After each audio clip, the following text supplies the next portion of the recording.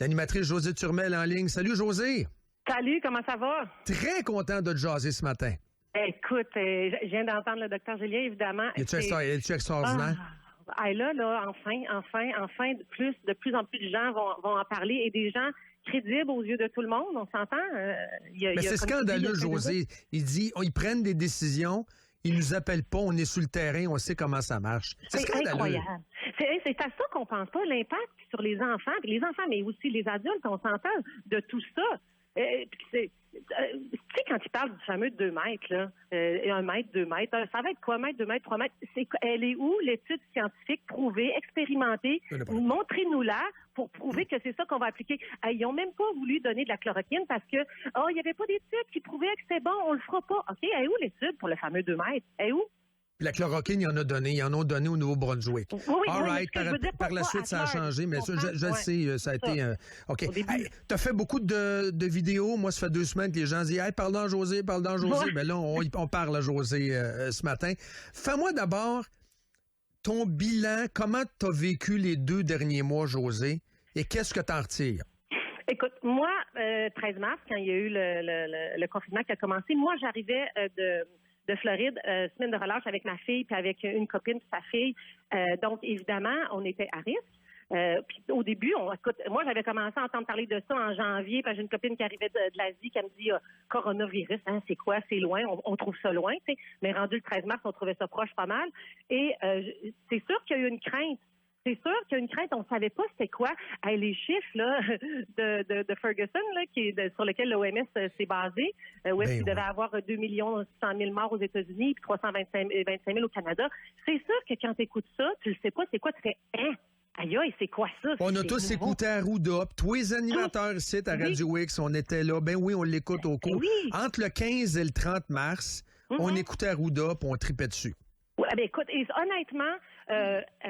Legault et M. Arruda, moi, j'ai mis beaucoup leur manière de communiquer. Contrairement à Justin Trudeau qui lit des textes, là, il était honnête, il était authentique, puis il avançait avec ce qu'il pouvait. Honnêtement, ils ont fait comme ils ont pu, de la manière qu'ils ont pu, puis des bons coups, des mauvais coups, mais honnêtement, là, on n'était pas à leur place, puis on savait pas trop ce qui s'en venait. Mais maintenant, comme tu dis, 2 semaines plus tard, moi, ce que ça fait, moi, quand quelque chose me fait peur ou que je comprends pas, je reste pas dans la peur puis je me cache pas. Moi, j'ai besoin dans ce temps-là de comprendre. Alors là, je me suis mis à écouter plein d'affaires de partout dans le monde. Alors des fois, les gens qui me critiquent, ils disent « Hey, de quoi tu parles? Tu connais pas ça? » Non, je suis pas une spécialiste de rien, mais je m'informe en tabarnouche. Puis pas juste dans les masses médias. J'écoute des choses en anglais, en italien, en allemand, traduit en anglais, en français, partout en Europe. Qu'est-ce que tu trouves, Josée, de plus révoltant? Vas-y avec des exemples, puis ensuite, on parlera de ce qui s'en vient au palais de justice lundi. Oui. Je trouve ça super intéressant. Tu m'as allumé sur quelque chose que je connaissais pas. Puis c'est sûr que lundi, on va en parler, mon agence tantôt. Mais d'abord, raconte-moi ce que tu as trouvé de plus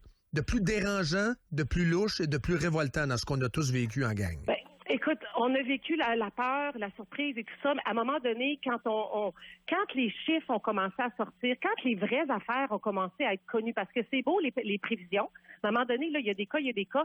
Moi, ce qui m'a révolté, c'est quand j'entendais sur le terrain des médecins qui sortaient là, sur YouTube. Là. Tu voyais un médecin à New York, les médecins en Californie, je ne sais pas si tu les as entendus, ces deux-là qui étaient vraiment intéressants.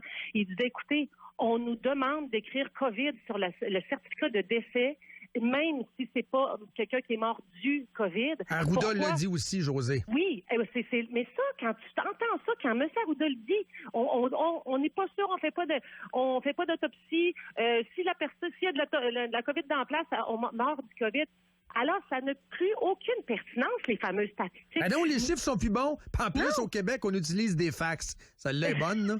Contrairement à ailleurs, nous autres, on a une sauce d'aumienne, on utilisait des fax, puis les chiffres, on les a même pas. Les chiffres sont pas bons, José. Sont pas bons, puis malgré le fait qu'ils sont pas bons, ben c'est même pas épouvantable en termes de statistiques par rapport aux statistiques de la grippe. Imagine, c'est même pas les bons chiffres, ils sont exagérés, puis sont pas épouvantables, tu comprends ce que je veux dire? Les chiffres sont pas épouvantables. Oui, on déplore les morts, on est triste et tout, c'est pas ça qu'on dit. Mais la brutalité des mesures, la brutalité du confinement, Dr. Julien l'a dit, la brutalité envers les enfants, les séquelles, d'après toi, sont-elles supérieures aux dommages causés par le COVID? Moi, je pense que oui. Ben oui, totalement. Puis, comme on dit, là, les gens qui m'écrivent, c'est parce que tu connais personne qui est mort. Non, gars, c'est sûr, je compatis. Okay? On va tous mourir dans quelque chose. Malheureusement, cette année, c'est ce virus-là qui a fait mourir des gens déjà très malades et très âgés pour la plupart. OK? Donc, c'est sûr que c'est triste.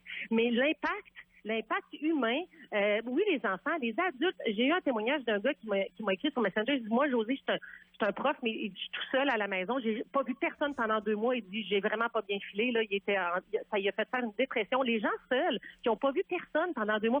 Les dépressions. Combien de suicides COVID? Ils n'en parlent pas de ça, hein?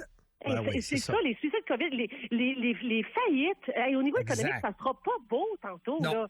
Puis là, moi, ce que là, je trouvais épouvantable. OK, là, on a vu, c'était quoi? On a eu peur, on a confiné, c'est correct. Là, c'est quoi le niaisage? Là, on va ouvrir un petit peu cette semaine ça, un petit peu ça, la semaine prochaine. Hey, on ouvre ou on n'ouvre pas? On ouvre, on ouvre tout.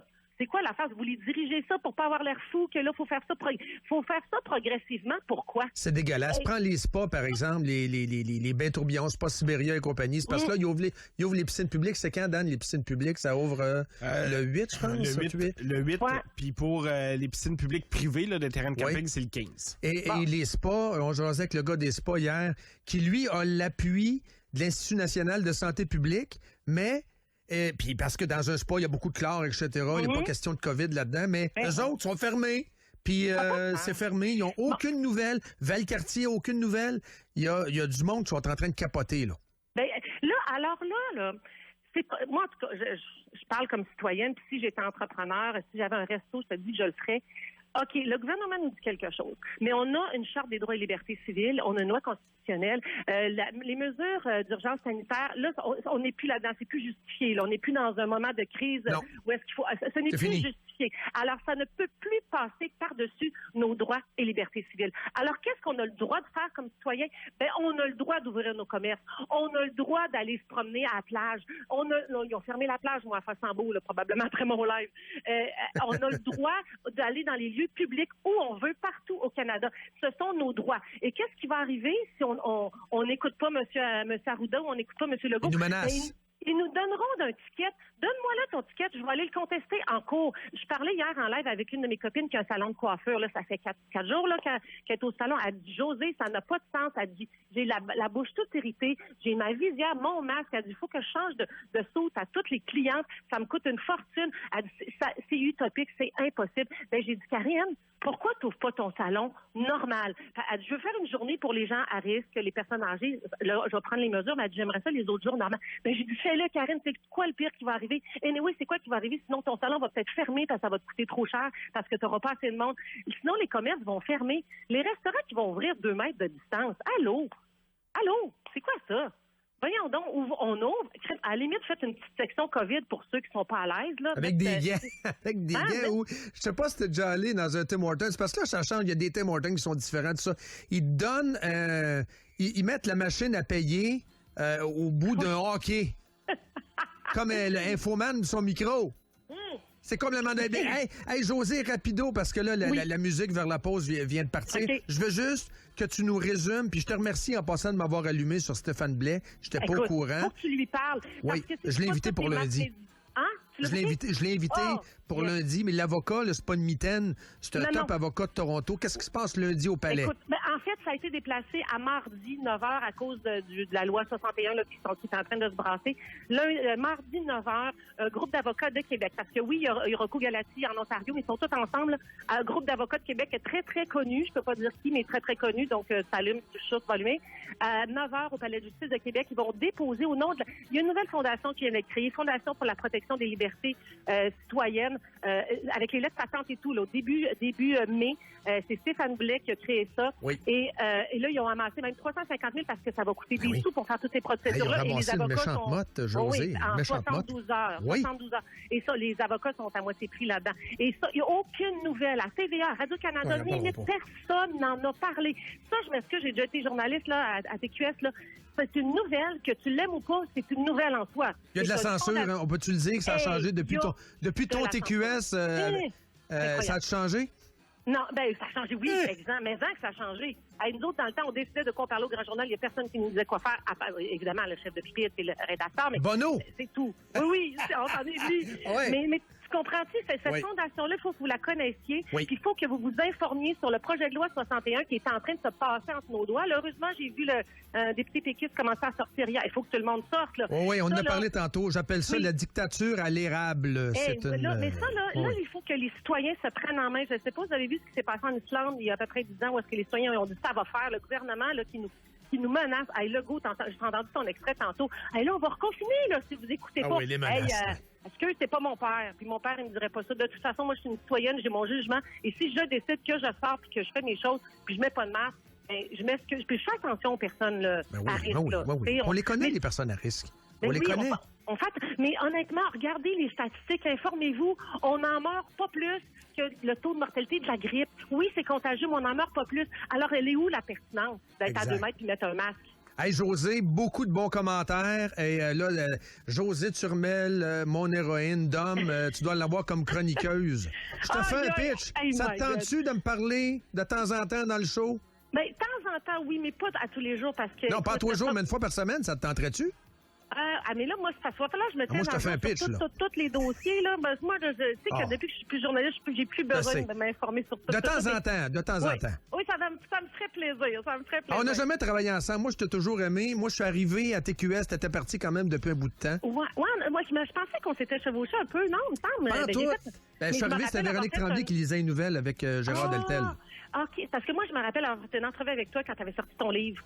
On était au zoo, là. On est allé là pour faire un tournage. Oui, exact. Oui. Ça fait longtemps, ça, pareil? Ben oui, ça fait un bout. Ça fait longtemps. Écoute, en tout cas, moi, je fais vraiment un appel aux citoyens, je vous le dis. Là, puis j'ai commencé des lives hier soir, puis j'ai dit, je vais faire ça, un Vox Pop live. On faisait des Vox Pop dans le temps. Là. Ben oui. Ouais, parce qu'avec Facebook, tu peux inviter des gens dans ton live. Fait que là, hier, j'en ai invité quelques-uns. Je veux que la population parle, je veux que les gens parlent et disent ce qu'ils pensent. Puis, en terminant, José, parce qu'il faut se laisser un petit 10 secondes. En terminant, ce que je veux, c'est que les gens s'informent sur ce qui se passe présentement. Arrêtons de dire ce qui s'est passé, c'est fait, là, on va vers l'avant. Est-ce qu'on veut vivre dans une société libre ou dans une société où on va avoir des règles, des visages, des visières partout? Et pour nos enfants, faites-le pour vos enfants. Exact. Moi, c'est pas vrai qu'à 80 ans, je veux regarder et dire, hey, ouais, finalement, j'ai rien fait en 2020, et que mes enfants me disent, maman, comment ça, tu t'es pas levé puis tu t'as pas crié haut et fort? Ben, je pourrais dire que j'aurais fait ma part. Très bon, mais là, on va arrêter parce que là, les gars commencent à écrire, José, t'es-tu célibataire? On va arrêter ça. Non, mon chum, il est juste à côté de moi, puis je suis fiancée, puis je me marie bientôt. Hey, c'est-tu ta fête aujourd'hui? Oui, ben oui. Hey, bonne fête! Merci. Hey, 53 ans. Ben là, je t'ai pas demandé ton âge, mais tu le dis. Je le dis pareil. Mais moi, j'ai 52. Ah, c'est vrai? On vieillit pas pire. Ben oui, on vieillit pas pire. La cinquantaine, c'est la nouvelle quarantaine. Quand j'avais 40, je disais que c'était la nouvelle trentaine. Ouais, ben c'est ça, on va dire ça jusqu'à 80, là. Hey, merci encore. Aller à 80, là, on va être en feu. Oui. Hey, merci, José. Ça fait plaisir. Merci, bonne fête encore. Salut, merci, bye. Salut, Josée Turmel, mesdames, messieurs. Vous êtes